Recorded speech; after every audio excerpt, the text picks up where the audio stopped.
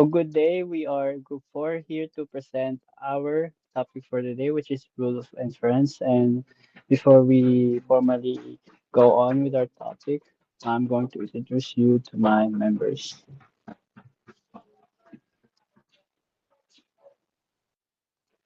So with that, let us give a introduction of our overview by our co-member. Hello guys. This is for our overview. Before we dive into the core of the discussion, let's first take a look at the roadmap for today's lecture. We have broken our report into four parts. First, we will break down the anatomy of an argument to understand exactly what an argument is. Second, we will move into the different rules of inference, which is the main point of our discussion. Next, we will look at the application and conclusion, where we will wrap things up and put your skills to the test to see how well you can apply the concepts you've learned. And next, for our learning objectives, at the end of the lesson, we are expected to, number one, identify and define the fundamental rules of inference. Number two, differentiate rules of inference to invalid arguments. Number three, critique the validity of an argument. And number four, construct valid arguments using rules of inference. I will now pass the virtual floor to the next reporter. Hello, this is Angel and I'll be discussing valid arguments in propositional logic. So first, ano nga bang argument or argumento in propositional logic? What is an argument? A sequence of proposition. Ends with the conclusion. Earlier statements are called premises. To simplify, an argument is a sequence of statements or propositions na may premises at may conclusion. Next slide po. Let's look at this example. If you have a current password, then you can log onto the network. You have a current password. Therefore, you can log onto the network. Para mas maintindihan, we represent them using variables. Let P be you have a current password and Q be you can log onto the network. So the form becomes P implies Q, P therefore Q. Paano nga ba natin madedetermine kung valid nga ba ang isang argument? Next slide po. Let's define what is a valid argument. Valid argument. An argument is valid if, when all premises are true, the conclusion must also be true. To make it short, an argument is valid whenever the premises are true. The conclusion must also be true. This means that the argument follows a correct logical form. In propositional logic, we can test validity using a tautology, which is always true regardless of the situation. Next slide po. So now that we know kung kailan valid ang isang argument, let's go back to the example given earlier. Based on the definition of a valid argument, the example is a valid argument. Why? Bakit siya valid? It's simple because if both premises are true, then the conclusion must also be true. Isa sa importanteng tandaan sa lesson na ito is, the validity of an argument depend on its logical form, not on the actual content. Next slide po. However, kahit valid ang isang argument, if one of the premises is false, hindi guaranteed na magiging true ang conclusion. Next slide po.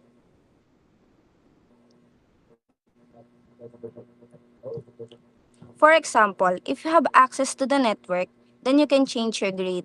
Let's assume that the first premise is false. You have access to the network, and this statement is true. The argument may still valid in form, but because one premise is false, the conclusion may also become false. So to make it short, a valid argument means reasoning is logically correct, but the truth of the conclusion still depends on the truth of the premises. That's all for valid arguments in propositional logic. I now give the virtual floor to the next reporter. Thank you. Next is the standard form of an argument. So in propositional logic, arguments are often written in a standard form. This makes it easier for us to analyze and understand the arguments. The standard form of an argument is first, we list all the premises, each premise in its own line. Next, we draw a horizontal line to separate the premises from the conclusion. And then we will write the conclusion below the horizontal line. This format lets us clearly identify which statements are the premises and which statement is a conclusion. However, we can also express an argument in another way by rewriting it as a conditional statement. If premise 1 and premise 2 and up to premise n, then conclusion. Ito yung yung other way para express yung argument. So, an argument is valid if this conditional statement is always true. Next slide.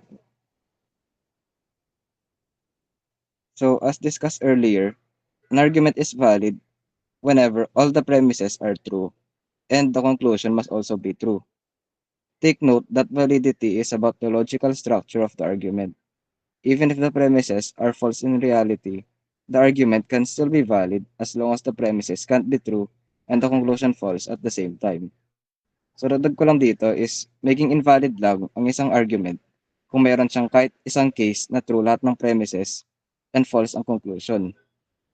Nasa previous slide, pwedeng i-present ang argument as a conditional statement. And alam natin na maging false lang ang conditional statement if true yung premise, then false ang conclusion. So kapag nirewrite natin yan na as a conditional statement and kung may kahit isang ganung case making invalid yung argument. Next slide po. One way we can check if an argument is valid is by using a truth table.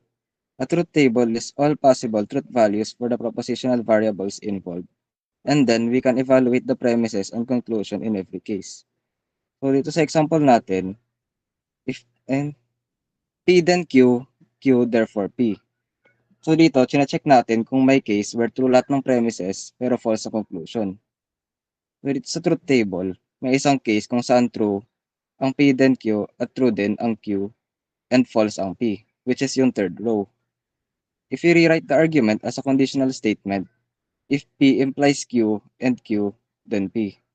Making false ito because the premises are true while the conclusion is false. Therefore, since merong ganyang case, invalid ang argument. Next slide po.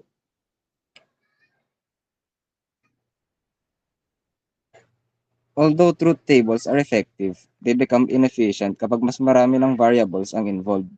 Because of this, we use rules of inference. Rules of inference are already proven valid argument patterns, sabi rito sa presentation. So kapag pareho ang structure ng argument sa isang rule of inference, we can immediately conclude that the argument is valid without checking every possible case using a truth table. So sabi rito, rules of inference can be used as building blocks to construct more complicated, valid argument forms.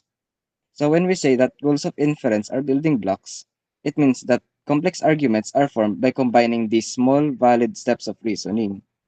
And by combining these valid patterns, we can construct longer and more complex arguments that are still logically valid. So the main idea is rules of inference allow us to determine validity more efficiently because their validity has already been established. My groupmates will now discuss the different rules of inference. Okay, now I will discuss the first rule of the rules of inference, which is also known as modus ponens or also known as the law of detachment. Next slide, please. And modus ponens follows this logical form, which is shown in the slide. If P implies Q, P is true, therefore Q is also true. In other symbols, we write it as P, then Q, P, and then the conclusion is therefore Q. This means that if the condition is true, then the result must be also true. Now let's look at a simple example. Next slide, please. So as we read the example, if today is Wednesday, then Sir will go to an event. Today is Wednesday. Therefore, Sir will go to an event. Here, the first statement is the conditional statement. The second is the premise, and the last is the conclusion. Since both the condition and the premise are true, the conclusion logically follows. and this makes the modus ponens a valid argument. Next slide. And next rule is modus tollens, which is another important rule of inference. Next slide. And modus tollens also follows this form. And if P implies Q, Q is false, therefore P is false. In symbols, we can also, as shown on the side, it is showed as P then Q, then the negation of Q, and therefore the conclusion is negative or the negation of P. And this means that if the result is false, then the original condition must be also false. And here is an example of the modulus tollens in the next slide. So the example reads, if today is Wednesday, then Sir has another event, an important event, quote unquote. Sir has no event today. Therefore, today is definitely not Wednesday. Here, since the result is false, we can conclude that the condition must be also false. This is also a valid argument. Now that is all for the first two rules of inference. I now give floor to the next reporter of the other rules. The next rule of inference that we have is hypothetical syllogism. Next slide, please. It is a valid deductive form of argument in classical logic. It states that if one conditional statement, meaning if P then Q is true, and another conditional statement if Q then R is also true, then we can form a new conditional statement if P then R. In symbolic form, P implies Q, Q implies R, therefore P implies R. The rule follows a simple pattern or model. If the first thing leads to the second thing, and the second thing leads to the third thing, then the first thing leads directly to the third thing. Next slide, please. In logic, an if-then statement is called a conditional. Then if part is called antecedent, and then the then part is called the consequent. Next slide. Hypothetical syllogism works when these conditionals are connected. When the consequent, the first statement matches the antecedent of the second, we can remove the middle part or what we call the middleman and form a new conclusion. For example, if I study, I will pass. If I pass, I will graduate. Therefore, if I study, I will graduate. Here, passing is the middle part that connects the two statements, so we can link the beginning and the end. Now, let's try it by ourselves. If I wake up late, I rush. If I rush, I am late. So what is the conclusion? If your answer is if I wake up if I wake up late, I am late, then you are correct. Next slide, please. Just remember, this rule only works if the chain connects properly. If the middle parts do not match, then the reasoning becomes invalid. A common mistake is connecting statements that do not match properly. If the middle terms do not connect, then the chain is broken, and the argument becomes invalid. So, hypothetical syllogism is all about forming a logical chain of reasoning. Next slide, please. Now, let's move on to disjunctive syllogism, also known as or elimination. Next slide. It is also a valid deductive form of argument in classical logic. It states that if a disjunction meaning P or Q is true and one of the proposition is false, then the other proposition must be true. In symbolic form, P or Q not P, therefore Q. This shows a pattern or model. It means that either the first thing or the second thing is true, but the first thing is not true. Therefore, the second thing must be true. It can also work the other way, either P or Q, not Q, therefore P. Next slide, please. In logic, a statement that uses OR is called a disjunction, and each part is called a disjunct. Next slide.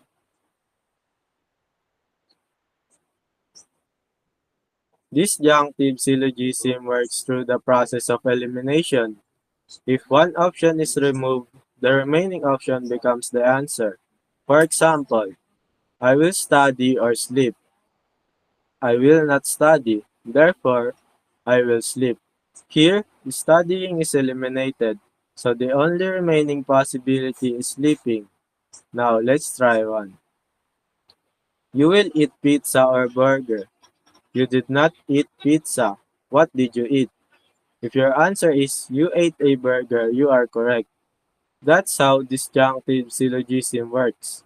It removes the wrong option and leaves the correct one. Next slide. However, be careful with common mistake. Students often confuse this with modus tollens. The difference is that modus tollens works with if-then statements, while disjunctive syllogism works only with or statements. Also, in disjunctive syllogism, we do not change the final answer. We simply take the remaining choices as it is.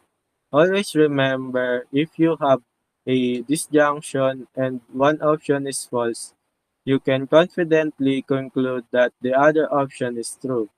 Disjunctive syllogism is basically logical elimination. Remove the impossible and what remains must be true. Next slide. To summarize this part, hypothetical syllogism connects ideas into a chain, while disjunctive syllogism eliminates choices to find the answer. And the next rule of inference will be discussed by my other groupmate. Thank you.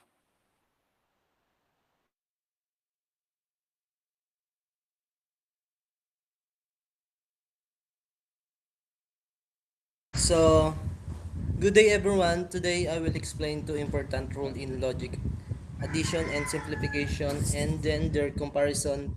These rules are basic but powerful because they teach us how to manipulate statements while keeping them logically valid. Next page po. So, addition. The addition of rule statement that if we know a statement P is true, we can logically add another statement Q to it, performing a new statement. P and Q read as P or Q. This rule works because the truth of P alone guarantees the truth of the entire disjunction, regardless or whether Q is true or false.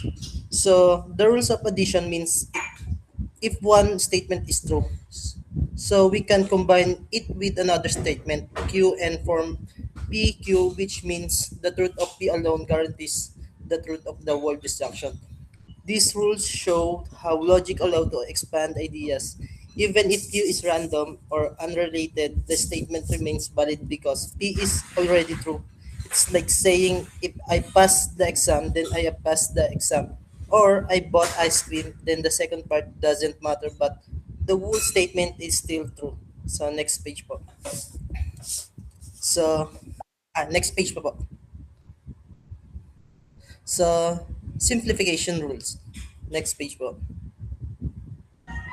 So, simplification, the rule of simplification states that if we know a compound statement read as P and Q, it's true that then we can conclude that either P alone is true or alone it's true. This rules works because the truth of a conjunction requires both parts of to be true. So taking one part individually, it's always valid.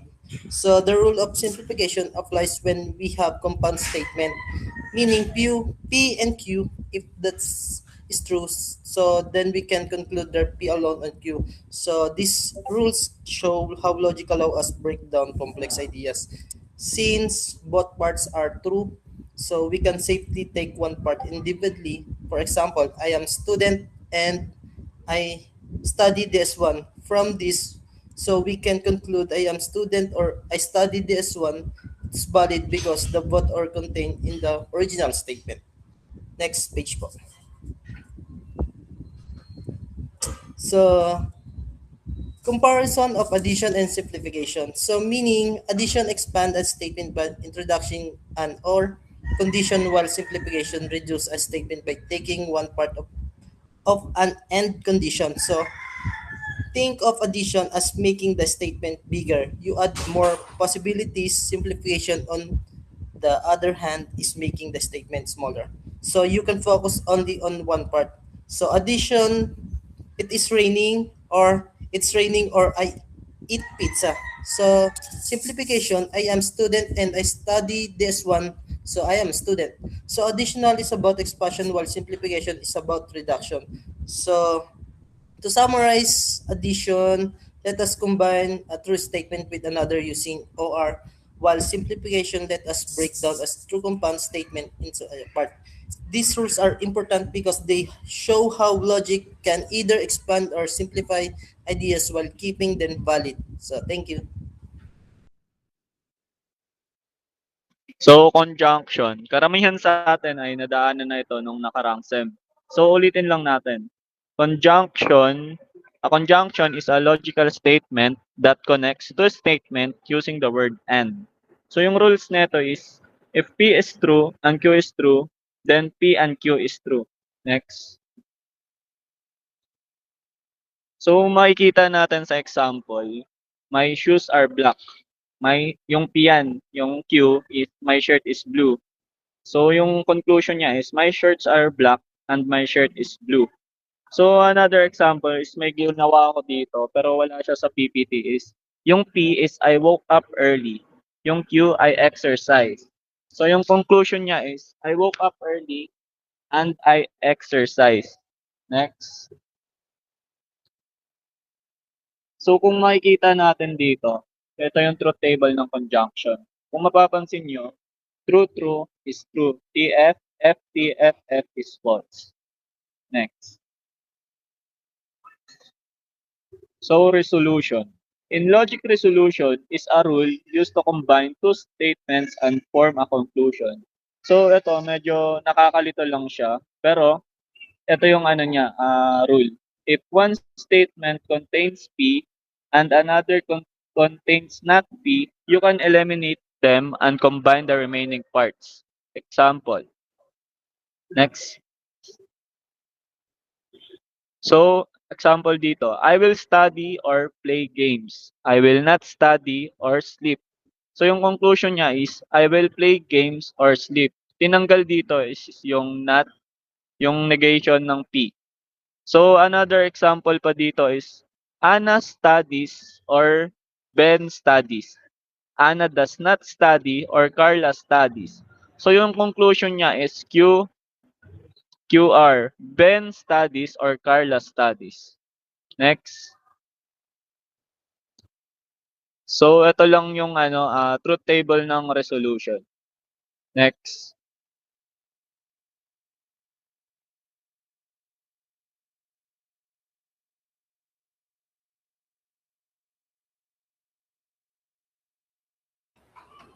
Para sa application and conclusion, meron tayong dalawang example dito. Ito yung una. If your phone battery reaches 0%, then it will shut down. Pwede nating i-represent tong statement na to sa P implies Q or if P, then Q. Next statement is the phone reaches 0%. Pwede nating i-represent as P, and next one is therefore the phone is going to shut down. Therefore Q. So, yung argument na to is valid since yung structure niya is recognized na natin as modus ponens, which is na-discuss na ng groupmate ko kanina. Next example is, if the Wi-Fi is strong, then I can watch YouTube. Pwede ulit natin siyang i-represent as P implies Q, or if P, then Q. Next statement is the Wi-Fi is not strong. Can represent this as the negation of P, and then therefore I cannot watch YouTube, therefore the negation of Q. Pwede rin nating masabing valid na to since alam naman natin na yung structure niya is pina-follow yung modus tollens. And for our conclusion, the rules of inference provide the formal architecture of certainty that ensures a conclusion is a necessary consequence of its premises.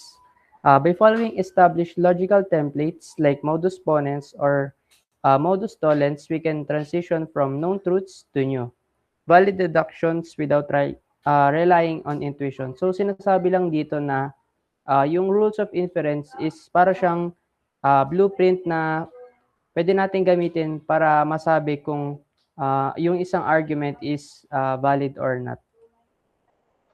So, yun lamang po yung kabuuan ng report namin. Thank you for listening po.